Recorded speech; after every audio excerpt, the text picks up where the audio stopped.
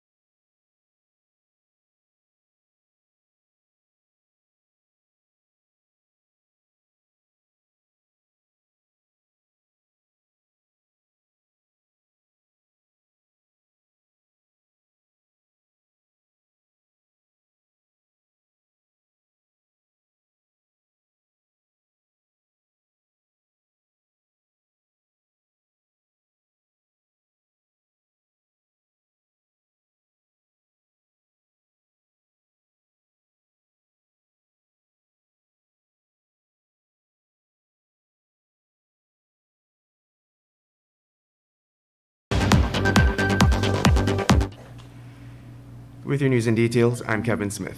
Following his meeting with President Dr. Irfan Ali and Vice President Dr. Bharat Jagdeo, Hess Corporation's CEO John Hess said he is of the understanding that the PPPC government is desirous of expediting the approval process for the Yellowtail project, the fourth to be developed in the Stavro block. He was keen to note that the Ali administration is very pro-business, while adding that it wants oil investments to be accelerated. Dr. Jagdeo said that Hess's understanding of the perspectives exchanged and the government's position on the matter was accurate, while adding that before year end provides ample time for all issues with the project to be addressed. And coming from thehill.com, Chevron shareholders on Wednesday backed a proposal for the company to cut its emissions. A spokesperson for the company confirmed to The Hill that a preliminary total for the measure calling for cuts to the company's Scope 3 emissions showed 6 to 1% support. Scope 3 emissions are those that aren't directly tied to the company's fuel production, but rather those that come from activities like consumer use of such fuel. The support for such a measure shows that shareholders see climate change as a growing concern. In a statement on the company's annual meeting, Chairman and CEO Michael Worth also mentioned emissions reductions. And now let's tell you, CEO of GWI, Sheikh Baksh, yesterday disclosed that the state-owned company will be moving to recover some $29.8 million that was recently discovered missing from its bank account. Last Friday, the company had announced that a fraud was perpetuated at a commercial bank, which led to millions being removed from its account. While addressing the financial irregularity, Baksh took the opportunity to first debunk that there is a $30 million or $100 million fraud at the company, as reported on in some section of the media. He further noted what has happened is that fraud was committed in a commercial bank using forged wire transfer of documents, and the account at the bank was debited. According to Baksh, the company has since written to the commercial bank to replenish their monies back to their account and noted that the police were also called in. In other news, Chief Justice Roxanne George Wiltshire yesterday ordered Registrar of the Supreme Court, Suwana Lovell, to release certified copies of the statements of poll and statements of recount for a police investigation into fraud cases being prosecuted in relation to the March 2020 elections. Previously, in dismissing the first election case, the Chief Justice had ordered that the documents be released to the Supreme Court Registrar for safekeeping until the hearing and determination of the second election petition filed to challenge the outcome of the elections. You are tuned into Kaieteur Radio 99.1 and 99.5 FM. This is your news at noon. We will return after the break.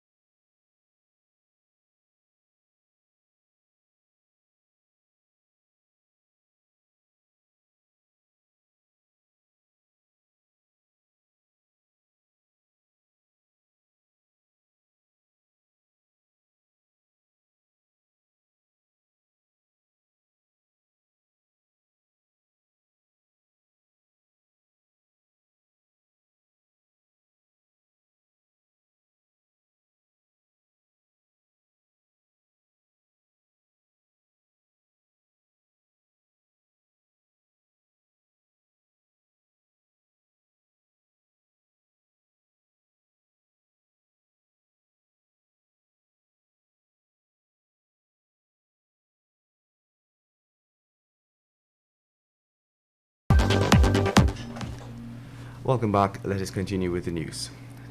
Two neighbors, Wong Chung and 29-year-old Balram Raghu, were on Tuesday charged with wounding each other with a plate and champagne glass, with one of the defendants telling us that he thought that the crockery he threw had missed. Both men rent apartments in the same building in Hurst-Stelling on the east bank of Demerara.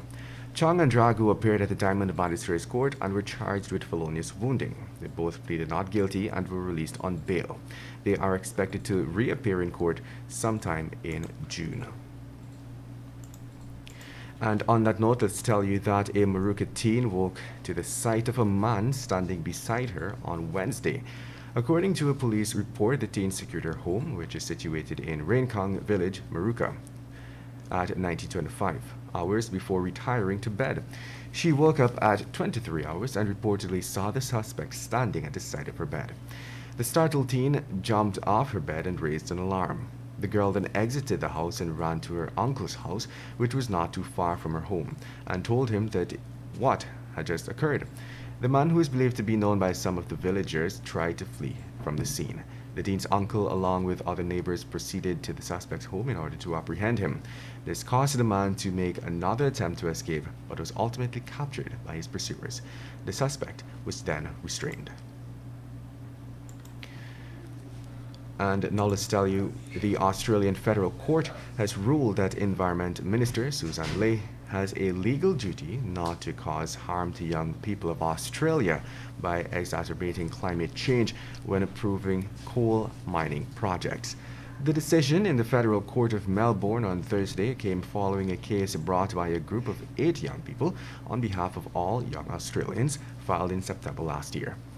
The group of 8 young Australians argued duty of care existed and also applied for an injunction to be granted to stop the minister from approving Whitehaven's extension to its Vickery coal mine in NSW, on the basis that it would exacerbate climate change and cause serious harm to them in the future. And on that note, let's tell you that with just 3 more days to month end, May is now officially recorded as the country's deadliest month, with 77 new coronavirus fatalities recorded thus far. This figure surpasses that of the 66 deaths that was recorded for last month. Before April was named the deadliest month, October was previously reported as the deadliest with 46 deaths since the start of the pandemic in March last year. Not only is the death toll high, but in the month of May too, there has been an increase in deaths on a daily basis, pushing the number of 3 deaths per day. And to wrap things up today, let's head over to the page 7 of the Kaieteur News that is dedicated to being blunt after the break.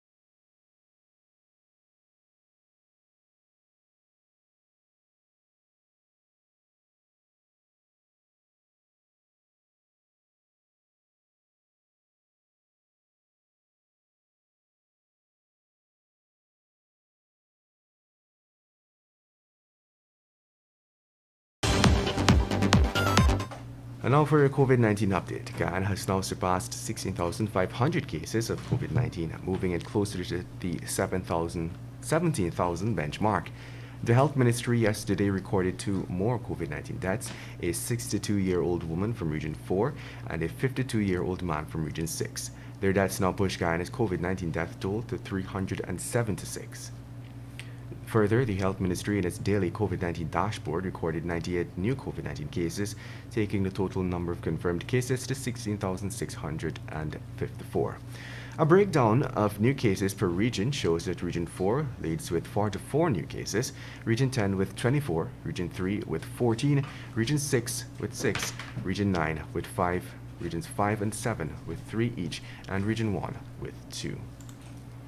And now we head over to the page 7 of the Kaieteur News dedicated to being blunt. Our national leaders in government and opposition have to be among the most presumptuous people around. They were willing, they were telling the nation in their Independence Day messages about dreams and dreaming and benefiting. Nothing is wrong with that. What is wrong is with them, because they are so presumptuous to talk about dreams and dreaming when they are leading all of us down a nightmarish path.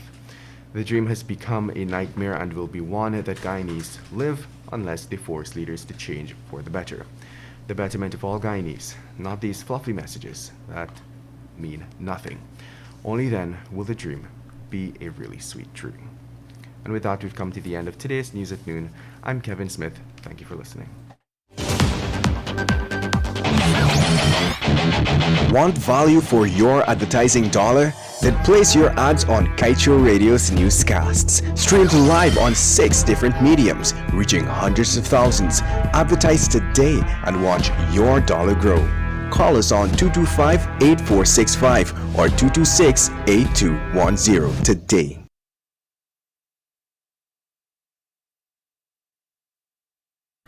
With the time moving on to 12 hours 16, coming up next, a short presentation on the oil and gas sector in Guyana from the publisher of the Kaieteur News, Glenn Lau. To recognize someone in this country, a Guyanese by birth, who I think all Guyana owes a huge debt for her contribution that she has been making in this country from the beginning of this oil sector.